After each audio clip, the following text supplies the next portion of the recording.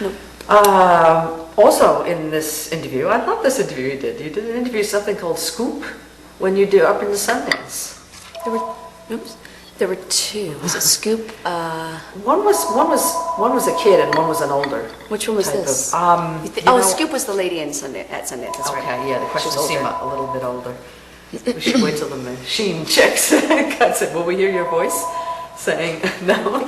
It'll be silent. You dialed. Yeah. We're not in right now. We're all in right now. Lucy should answer the phone.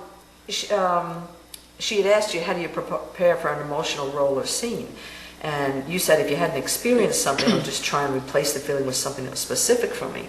So for Renee, I was thinking, how would that work with a scene like poisoning your child in Maternal Instincts, when you had to poison Hope? And she used to use my daughter sometimes. What? Do you remember sometimes you would substitute, not that you would poison my daughter, but when we were talking about Solon or something. It seems familiar, so probably. You would kind of use... because I think I changed the words on when it was over my shoulder. In that, in the musical Bittersweet. Yeah, you're right. Her blood is on your hands. Yeah, you did. It gives me chills now. Yeah. Oh. Yeah, it gives me chills now. And also because I know you so well, and I guess there is that sense of you're being a mother and the daughter, and it would be her. You know what I mean? That I'm sure I would relate to it, to being Daisy. That's awful. But yes, substitution's a big part of acting. Yeah, definitely. And then the part that popped into my head when I was thinking about it in terms of Lucy was walling up a child. What part of you? When did that happen? In the debt. You're walling up little Ming. It was a big deal, wasn't it? That was an amazing episode. I don't think people know what out there television that we produced. But, I remember as a child seeing, there was some horror movie about people being walled up in this house. And me just being obsessed with, I'd watch horror movies all the time. You did? Yeah. I thought I was the only one that did. You used to... Really? No. Oh, Born and raised on them. I was so relieved that we were Catholics because, all the vampires. That I would know what to do. I had no idea. And also having older brothers who would do extremely mean things to us all the time. I think I learned, was very sensitive to the victor mentality. Wow. And then probably turning around and being mean to my little brother. It's a power thing you've lost, but being very low status and sometimes being high status. So I think, there was some quite sort of dog-eat-dog moments in my childhood.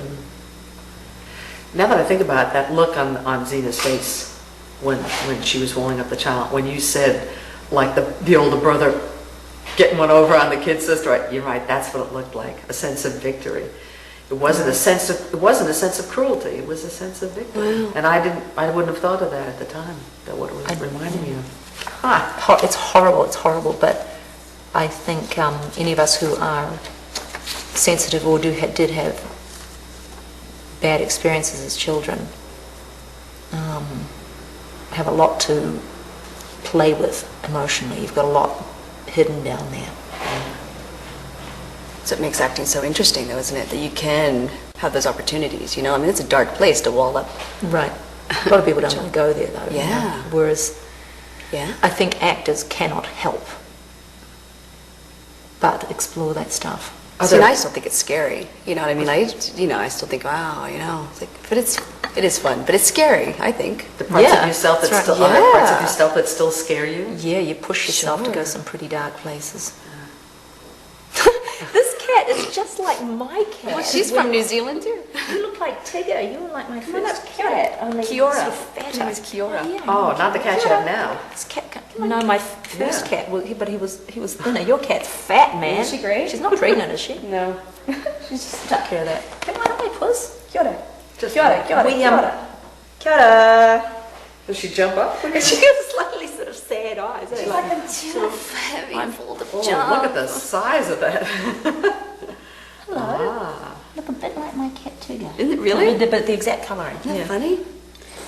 She adopted me, and she's from Rotorua. and my mom went over there on a little tour, and she jumped in my mom's car, and then she brought her back to Auckland, you know? We just adopted a cat too, from Louisiana. Oh, I've stray. What's that? What do you mean? That's so funny. Yeah, we just fell in love with this little stray cat, only a year old, little male. That is Got him hilarious. Neutered and Isn't that brought him funny? home. You brought one back from Louisiana, I brought one back from New Zealand. It's so cool. Very He is patient cool, huh? cat. Back to the convention, where there were so many interesting things going on up there. When asked at the convention about any spats the two of you had during filming, Lucy joked, well, the sex was sporadic. After the audience died down, you asked the audience if they knew about LBD. Lesbian bed death. What? Yeah.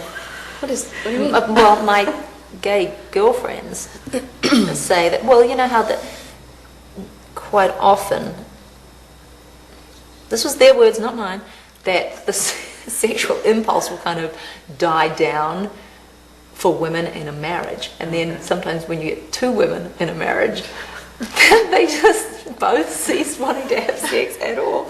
So that's what LBD is. Did that come up at the convention? No. I made a joke about it, and half the audience went, like they got it. And the rest, yeah, otherwise you just wouldn't know what that means. But there you go. I'd never heard of it either. I was reading an article in the newspaper this morning about the difference in how men and women perceive things. And wondering if you guys have noticed that, for instance, life, work, marriage.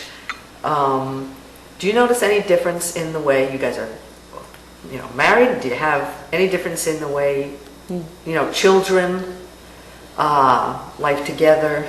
Do you notice differences in the way you look at things and men look at things? We were just talking about that, weren't we? Actually. Yeah, we were. Wow, where do you start? Yes, I can certainly say that with Rob and I, if somebody is, for example, say working in our home, if this person doesn't fit in with your family culture, they are out the effing door. Doesn't matter how great their skills are, if they are making this, my harmonious retreat, a battleground, or in any way, interfering with my wow, man, they're gone. Whereas Rob so values somebody's skills that he's ready to put up with any amount of painful relationship in order to use this, use his skills and pay them for those skills. Yeah. But to me, home, because he goes to work every day, I suppose, Yeah. that a man regards a house a little differently. I don't know. Well, that's a lot like, bringing that up, that's a lot like an office situation where bosses, which, for better or worse, is still majority are men, that They'll keep the employees. Yeah. Who are well past the use-by date. Right. But they will keep them on for a specific skill. Right. Yeah. But it's And different in your never home. mind their emotional, the baggage they carry with them. Right. Whereas we're connected to everything emotionally and, and you perceive. Yeah, if there's tension in the house, you've got to get rid of it, sure. Yeah. Yeah, or office or whatever. Yeah, I don't keep people around who are painful to me.